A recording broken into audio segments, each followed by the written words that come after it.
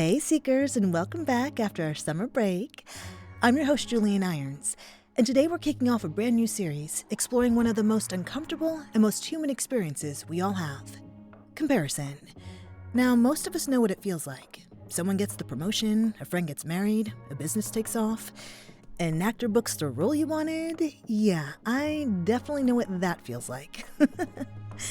And before we even realize it's happening, someone else's success starts to make us question our own. We tell ourselves not to compare. We delete social media. We try to think more positively. But what if comparison isn't actually the problem? What if it's trying to tell us something?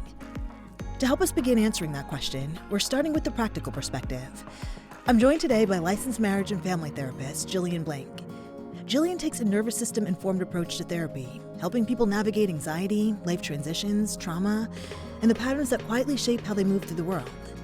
Together, we explore why comparison hurts so much, what's happening beneath the surface, and how learning to listen to ourselves with compassion instead of criticism can completely change our relationship with it. This is Perspective Shifts for Healing with the Hanged Woman, where perspective is power. Let's get into it.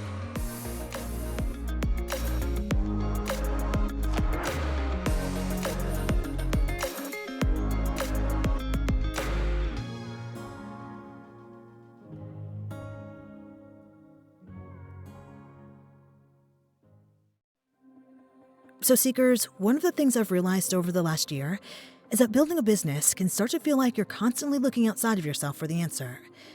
Should I post this? Should I change my niche? Should I sound more like this person or that brand? At Three of Cups Healing, the branding agency I've built with my sisters, we've realized that sometimes the biggest perspective shift is recognizing that the answers usually aren't out there. They're already within you. That's why we use tarot, intuitive energy healing, and strategic competitive research to help entrepreneurs uncover their authentic voice and translate it into a personalized brand guide that's rooted in who they truly are. Because when your brand finally sounds like you, everything gets a little easier. Your vision, your magic. Let's make it real. Together. Visit threeofcupshealing.com to learn more and book your free consultation. That's threeofcupshealing.com. Okay, let's get into this week's perspective shift. Jillian Blank, thank you so much for being a part of this theme. When we first sat down together, I was just like blown away by our conversation, and I'm so excited to dive in deeper for this episode. So thank you so much for being here. Jillian, for listeners that are meeting you for the first time, can you share a little bit about how you got into the work that you do? Yes, so I'm the youngest of five, and when I was born into a well-established family system. So my role seemed very different than everyone else's, while everyone was creating their roles or learning about how to be in the family system. I was just observing the cause and effect my whole life. I was seeing the step parents coming and going from the house, taking their kids. I saw my parents interacting, how my siblings were interacting, and I had a cool position where I can watch the how things flowed. So I would say just personal conditioning, but also I'm a curious person and I'm always interested in behavior and why we are the way that we are. So when I was little, I thought I would do music therapy, and then I told myself, oh, it's too big. It will take so much growing and too many tears to become a therapist. So that's a next life thing. But then I grew up and was like, actually, I could do that now in this life. Let's go. COVID Yeah. hit and I signed up. So, Julian, before we dive into comparison specifically, when someone comes into your office saying something like, I just don't feel like I'm enough, which is something that I've definitely come to my therapist and said, hmm what are you actually listening for? I'm not just listening, I'm also observing and witnessing and noticing. In addition to listening, I'm a somatic therapist, so gather a lot of information from the body and body language. So when they're saying it, I'm noticing, are they leaning in when they say it? Are they curling over? Is there tension in their voice? Are they fidgeting? Are they tearful or are they angry? And all of these movements help give me quick clues as to how to work with them feeling like they're not enough. Mm.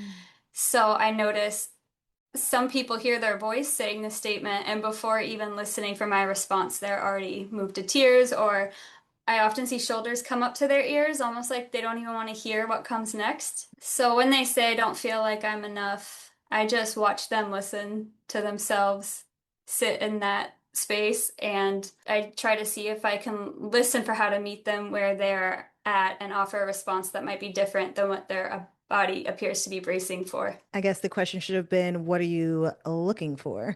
Yes, I'm looking for so much more than what I'm listening for. Yeah, that makes But so much sense. obviously listening to the story that Mhm. they're telling me, which is I don't feel like I'm enough. But as you'll see when we get into this topic, it's rooted in so much more than just Yeah.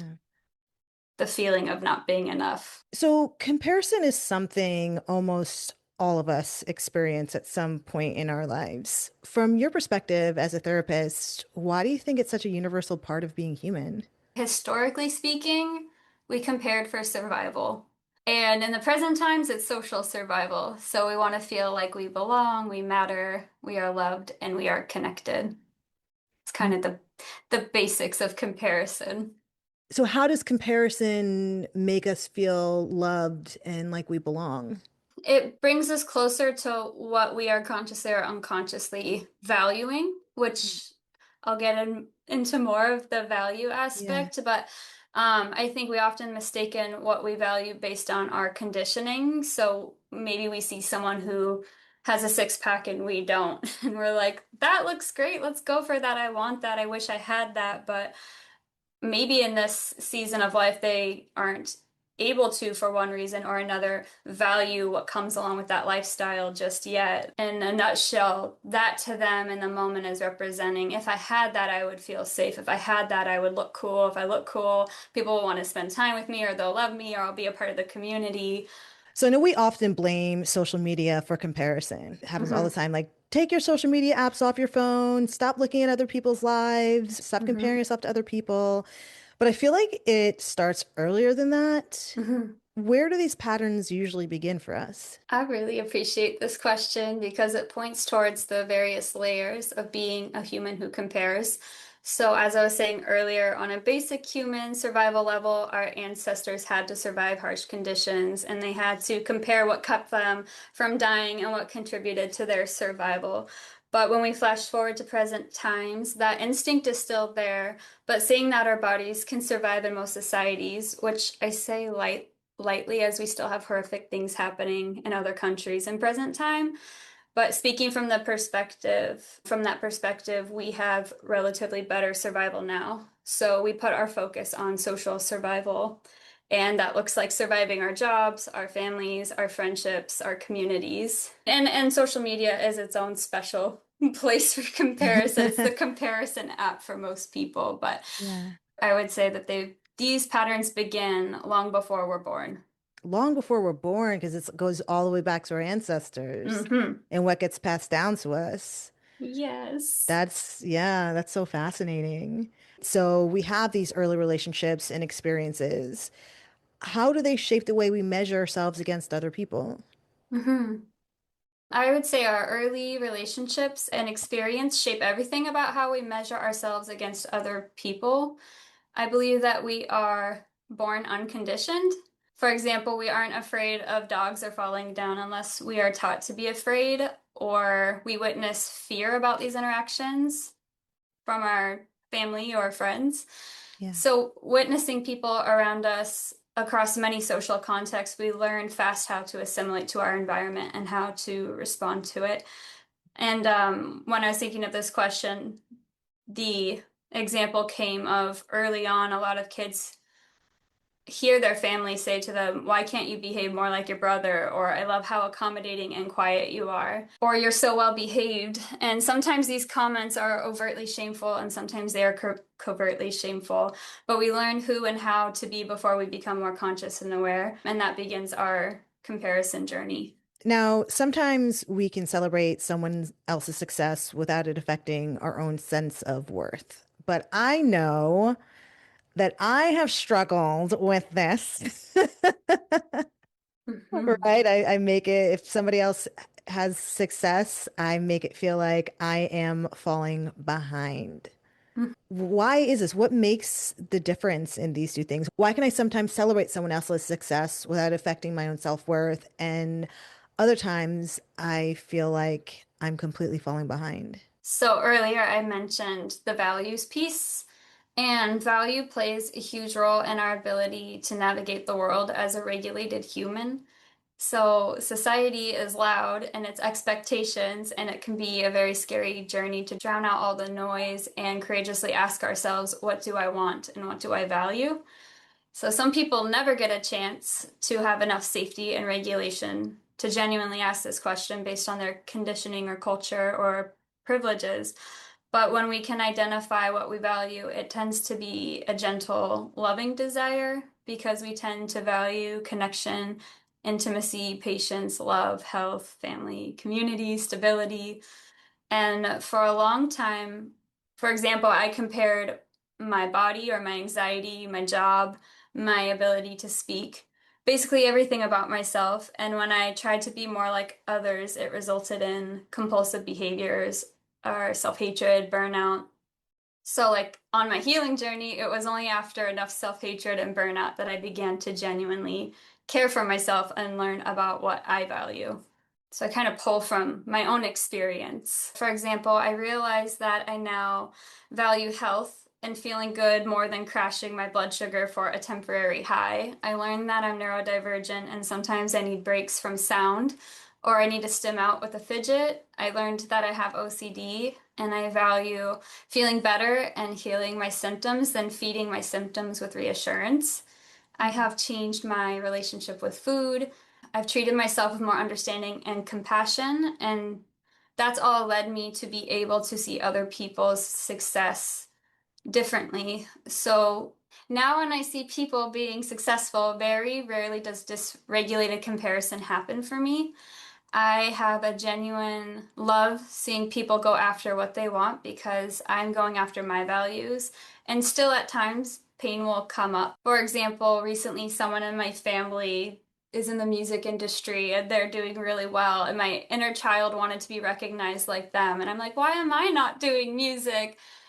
And there's a part of me that's like, must be nice. And then there's this other part of me that very quickly reminded me that, hey, wait, it sounds like you value music. Do you want to go play piano or sing or play ukulele? And then I can feel that warmth and realize this comparison is trying to shame me into being like her. But really, I just want to go play and have fun and do my own music. And so I was able to Mm. bring that focus back to me. And it's an ongoing practice, but the more that I do it, the easier it is for me to see other people's success. And then I would take it a step further. This is just my personal belief, but I feel like the more we really want something, there's Mm. the equal amount of depths of pain on the other side of it. So the more gentle we get to be, the more gentle of an experience we have. Of course, that's really hard to cultivate if we don't know how to do that. But for example, maybe someone on the red carpet or they're doing all that stuff, it probably looks really nice on the outside, but are they able to have the private life that they want? If they suddenly have access to money, that sounds like it opens a lot of possibility, but there's that song, Mo Money, Mo Problems. Like that might be the case for them. So also recognizing that whatever responsibility they've signed up for comes with a certain level of burden. Yeah, it's so true because we never know what's going on the other side. Makes a lot of sense. So let's talk more about what happens, like those negative feelings that come up when we are comparing ourselves to others, because comparison often feels like more than disappointment, right? It can bring up a lot of shame, it can bring up anxiety, it can bring up panic. What is actually happening emotionally and physiologically in those moments? I get to nerd out with this one because this is where I get to show some of my clinical experience more so than just the human experience. But I'd say the problem with comparison is we are typically doing this out of our window of tolerance. And for anyone listening, there's a chart online. You can type in the window of tolerance and there's a visual. You can see what I mean. On some level, we tend to be more hyper or hypo aroused based on our cultural and societal conditioning and trauma history. So hyper aroused is up, it's red, it's more angry, it's hyper vigilant, racing heart, And hypo-aroused is more blue, we're numb, tired, shut down, foggy, slower heartbeat. These are both forms of dissociation, and they are both a trauma response. And I think a more scientific way to think of it is we go from our prefrontal cortex all the way to the back, like base of our skull, which is our animal brain. So when we are out of our window of tolerance, that's where we go in our head, and we're either hyper or hypo. They're both a difficult response to feel into. And sometimes we experience both of them. Sometimes we have one of those responses. And the window of tolerance is where we strive to be. And that is the space that you and I are engaged in right now. We're alert, we're aware, we're oriented. There might be waves of emotion that kind of dip up and down, but we're remaining regulated. So when we're out of our window of tolerance, we are left operating in a survival state rather than a regular state. And if I've learned anything about comparison, it often doesn't come from a place of values.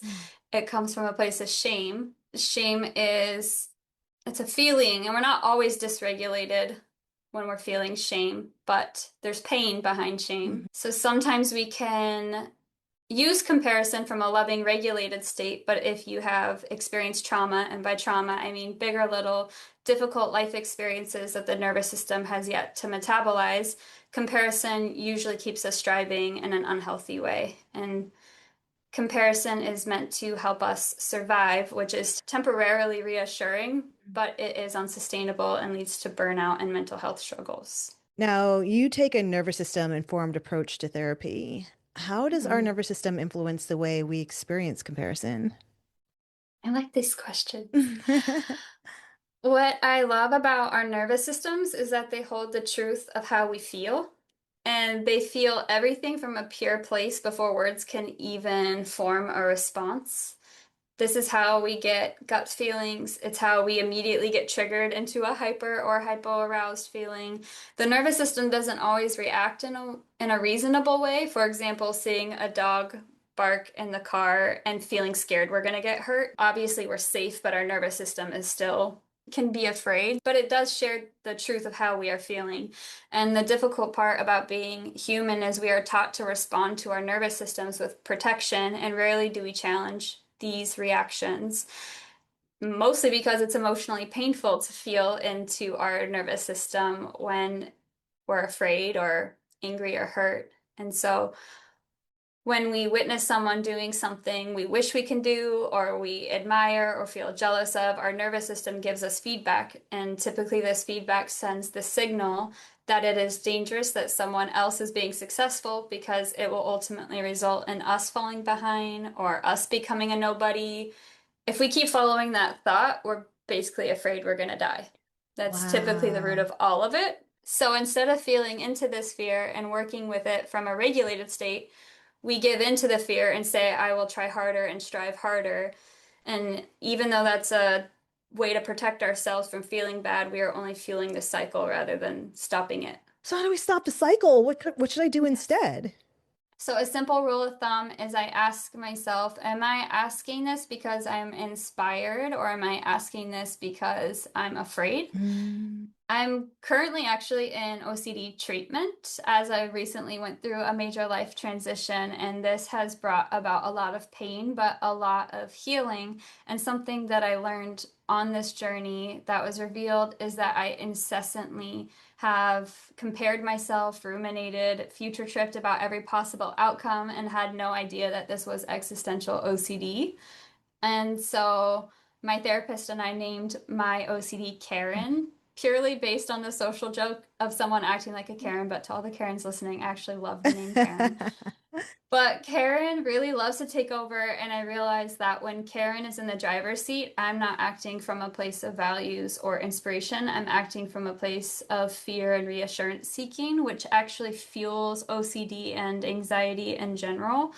And so I feel really grateful that I see this, but I think that kind of answers, what do we do next when we notice ourselves comparing and the overwhelm starts coming up? And I think stop, pause, don't deny that that's happening, because society has trained us to be like, no, everything's fine. I just really want to be productive right now. I really want to stay up and pull an all-nighter. And it's like, okay, well, that's not healthy. And that's where some shame can come in too. We want to explain away why we're having this thought, but we don't have to do that. We can be like, yeah, I'm really scared. So-and-so is doing a good job and I'm not. I'm so far behind.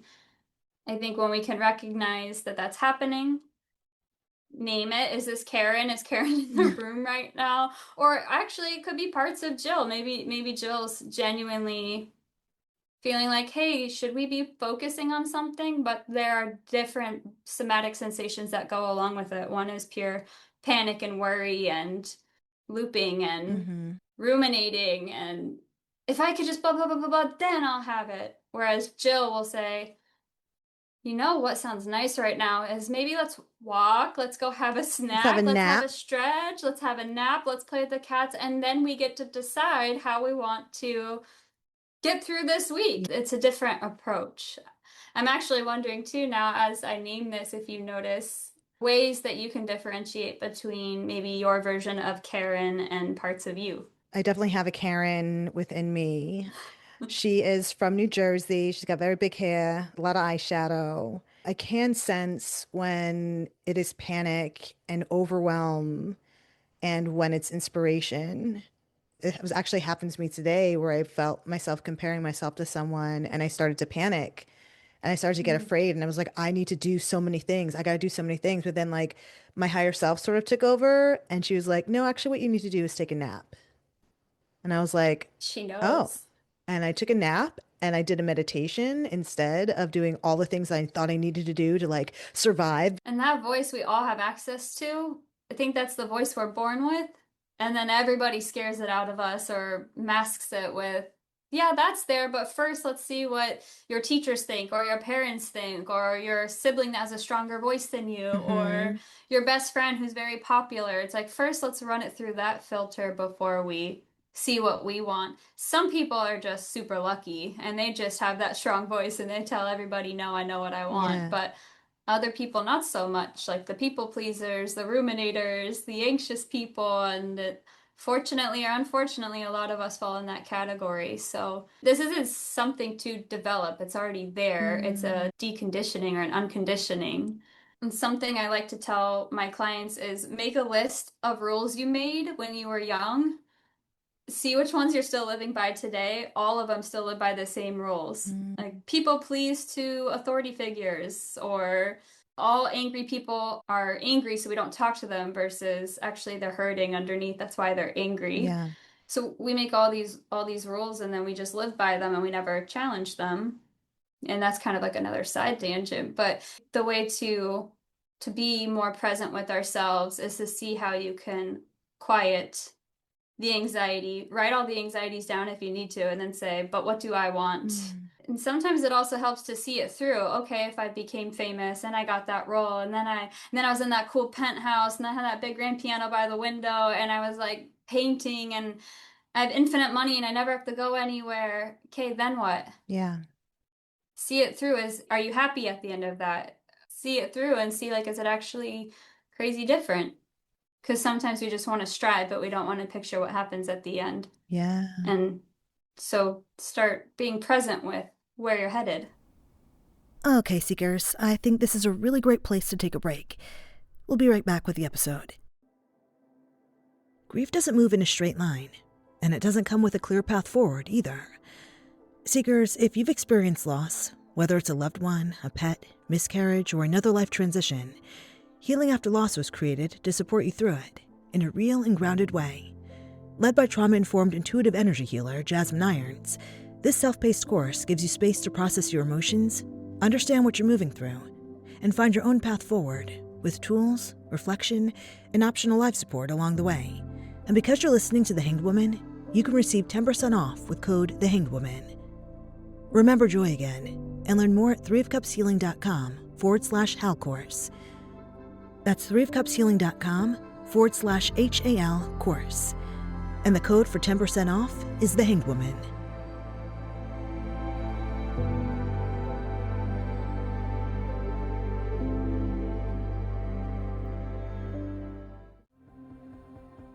One of my favorite parts of building Three of Cups healing with my sisters has been the perspective shift that branding isn't really about creating something new. It's about uncovering what's already there. That's why we combine intuitive tarot, energy healing, and strategic competitive research. Because we don't just help you build a brand, we help you discover what makes it uniquely yours. My sisters and I have watched clients stop trying to fit into someone else's idea of success and start building businesses that actually sound and feel like them. And y'all, that's where the real magic is. Your vision, your magic. Let's make it real. Together. Visit threeofcupshealing.com to book your free consultation. All right, y'all, let's get back to the perspective shift. So, Jillian, many of us respond by criticizing ourselves or trying to stop comparing. Is there a more compassionate place to begin? Yes.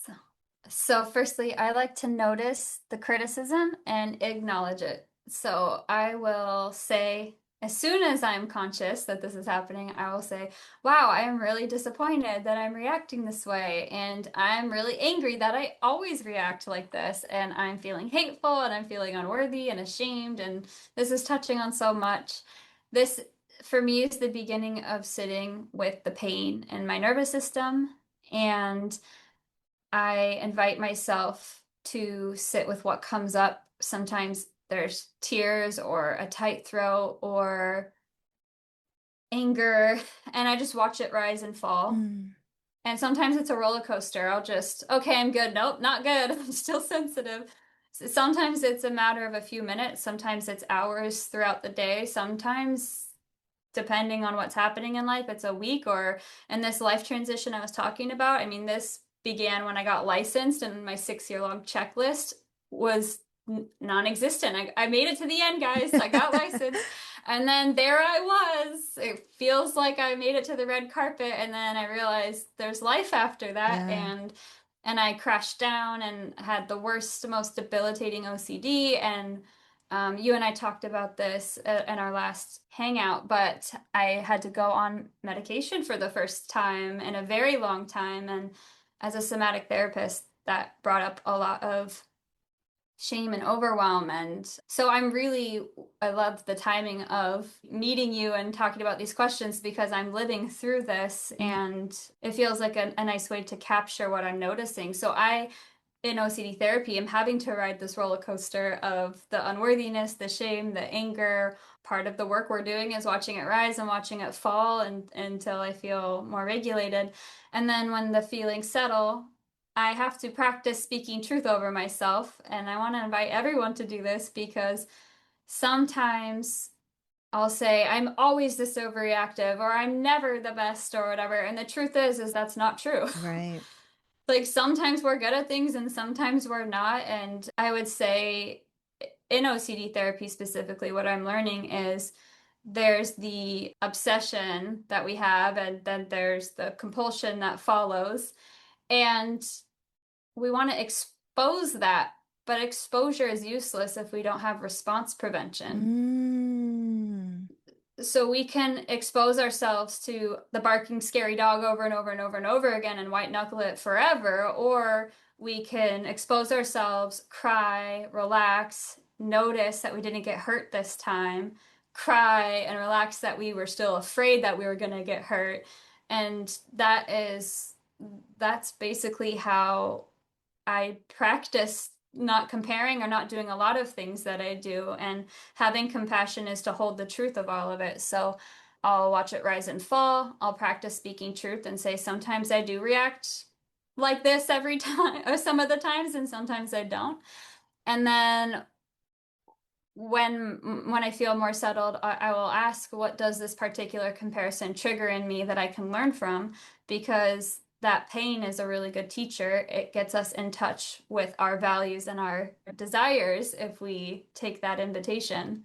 But oftentimes we cover up and run away from why we're comparing, and we miss the opportunity to get in touch with our values. I love that so much because it just gives you the permission to look at the ugly and to look at the dark and to like not feel like you have to judge yourself for it. And that's how I discovered that I personally had OCD because I'd be like, this thought's bad. Let's not think about it. What are all the things I can do to not think of it? So I'd have like the thought and then it would turn into an obsession. And then I would have the compulsion, which is, we're okay, we're safe, Yeah. we're not going to ruminate. Let's just ask ChatGPT a million times and this and that. And I do I'm that. going to pretend I didn't see that scene on TV that reminded me of the comparison that I have. We're just going to, and like, you can only do that for so much. I felt this pressure building in me and I didn't know what was coming. And I couldn't have anticipated it would be this life transition. But it was Karen. Karen was coming up and out. She's like, I'm coming up. And I was like, there she is. But now I see her and now I know what it is. So, Jillian, what are some practical ways that we can interrupt the comparison cycle before it completely takes over our day? I think the best possible thing we can do is to externalize the problem being the comparison or the anxiety or the unwanted feeling that is familiar. So just give that a name. I think that will put a big bubble around it and keep it from getting bigger. And then I'll ask myself, is this Karen comparing or is this Jill comparing? And I can tell by how I feel in my body. I'll notice if I'm dissociated, if my heart's racing, if I'm numb, if I feel present and safe. These are my somatic cues of things that I scan for to know which part of me is doing the comparing. If the answer is Karen, I let her know she needs to take a seat and that no amount of analysis will ever be enough for her. Mm. I think the problem with comparison and anxiety and all these mental health issues is that instead of living our lives, we're watching ourselves Mm. live our life. We are not embodied. We are like in our head. And that is where I tell Karen, no amount of analysis will be enough. And she goes, but we're going to die if we don't analyze. And then I say the follow-up statement, which is maybe not. Guess we'll have to find out. And that starves Karen because basically a little tidbit that I learned is OCD needs reassurance like drugs. And over time, it needs more and more, and it becomes less and less effective, which is why it leads to burnout or more anxiety or the solutions stop working. So if we starve the anxiety or anxious thoughts, the rumination, the OCD, whatever it is, if we starve it by saying no amount of analysis will be enough, especially not in this moment, and maybe, maybe not, I'm not going to solve the future. I need to be right here, right now. I'm not going to engage my chat GPT. I'm going to put it back in my fanny pack 5 times yesterday on my walk and throw that fanny pack behind me before I scooch it forward and do one more quick research. But this is how you fight back, and this is how you do the response prevention. And while this is specific to OCD, I think it applies to everything. Every time we can challenge a behavior, offer it a new answer, not respond to get smaller and smaller, and more of our truer self can come out. Mm. Jillian, if comparison could speak, what do you think it's trying to tell us? I think it would say, I need you to strive like your life depends on it because I need you to feel and be safe, connected, and look like you have it all together so we can feel secure. That's what I think. At least that's what Karen tells me. That's the Karen version. That's what Karen's telling you. Yeah. Yeah. But if Jill answers, if comparison could speak, it'd be so different and be like, oh, we're comparing because we're so inspired by life and because there's so much possibility and life is so short. Who do I want to be today? And tomorrow's Jill can be different. And what do I want to strive for? What colors do I want to wear? How can I reinvent myself in a way that, I don't know, embodies who I am in this moment or this season of life? But Mm. um, this is what I mean. It really depends on who's asking. I love that. And again, to go back to your point of like, that's how we decipher which one is in our best interest and which one is working against us, right? Or Hmm. Karen, my girl's name is Jessica. Yeah, like Sassy. she's sassy. She's that New Jersey sassy girl. It's like you have to get your shit together. Hmm. Hmm. Then my Julienne, she's like, you have your shit together. Calm down. Right. I mean, like, we take ourselves so seriously. I get that our ancestors had to, or else they would die. And, like, Hmm. that makes sense. But if we're eating and drinking and sleeping, we're doing a really good job at being a human. Mm. Everything else is extra. Like we're always saying, like, I should be a doctor and then it'll make so and so happy and then I'll have all the money. And it's like, yeah, and your life will probably be very stressed and you'll have student loans forever. Not that's bad and not that can't be somebody's authentic calling. But also, we're just on a rock flying through infinite space. And then we have all these weird rules. Like, I know we should go look at Instagram and check on what Jessica and Karen are up to so we could try to look like that so that we could seem a certain. It's just our egos really, really are fighting hard to survive in this social world. But yeah, I just love that. If I can just eat and sleep and take a nap and do my exercises for the day, I will be very happy. Jillian, if there's one perspective shift you hope listeners walk away with today, what would it be? I really love this quote that I heard, which reminds me of your question, the perspective shift, which is we cannot hate ourselves into loving ourselves. When your Karens take a seat, your life becomes what your comparison was hoping you'd shame yourself into becoming. I really like that sentence that I wrote. I had to Yeah. capture it. When our Karens can take a seat, our lives can become what our comparison was hoping you'd shame yourself into becoming. Oof. That's deep. You will uniquely know how to identify your needs, values, pleasure, and enjoyment, and you will feel freer. It's beautiful. I am so grateful for you and for this conversation. And I just am so appreciative of you being here and talking to us about comparison. I think that you lifted something in me for sure. And I know you've lifted something for listeners as well. So, I hope so. Jillian, thank you so much for being here. Thanks for having me. Now, where can people find you if you'd like to be found?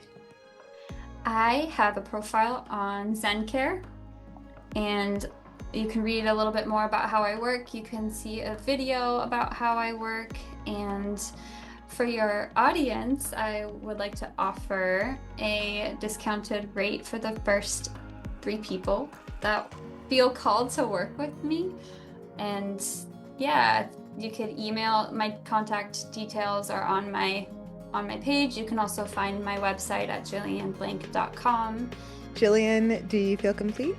I feel complete. Amazing. Yay! Okay, y'all. So one thing that really shifted for me during today's conversation was realizing how often I treat comparison like a problem I need to solve, instead of a part of myself that's asking to be understood. Because underneath comparison is usually a story about worth, belonging, and what we think someone else's life says about our own. And y'all, maybe healing doesn't begin when we finally stop comparing. Maybe it begins when we become curious about the story we're believing. Seekers, next week we're going to take that conversation one step further. I'll be joined by financial therapist and wealth advisor Leah Hadley to explore what happens when those stories show up around money, success, and something that chases me all the time, a feeling that we're somehow falling behind. I'm Julienne Irons, and this is Perspective Shifts for Healing with the Hangwoman. And y'all, if you're enjoying the show, we would love it if you'd subscribe, like, and leave a comment. It really helps us reach more seekers out there on this giant rock floating through space. Until next time, hang in there, seekers.